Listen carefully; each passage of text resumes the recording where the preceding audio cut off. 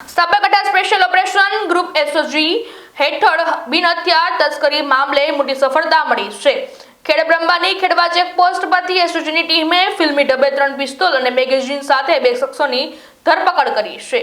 Sabarkantha એસઓજીની team ATS ચાર્ટરની કામગીરી હેઠળ Khedbrahma police station વિસ્તારમાં પેટ્રોલિંગ દરમિયાન ખેડવા ચેકપોસ્ટ પર વાહન ચેકિંગની કામગીરી ચાલી રહી હતી ત્યારે રાજસ્થાન પાસિંગનું બાઇક પર સવાર 2 શખ્સોને હિલચાલ પર શંકા જણાતા પોલીસે તેમના થેલાની તલાશી લીધી હતી ત્યારે થેલામાંથી મેગેઝીન સાથેની 3 પિસ્તોલ અને પિસ્તોલનું ખાલી મેગેઝીન ઝડપી એસઓજીએ તાત્કાલિક અસરથી હથિયાર બાઇક અને 2 મોબાઈલ ફોન સહિત કુલ રૂપિયા 1.50 લાખનો મુદ્દામાલ કબજે કર્યો છે।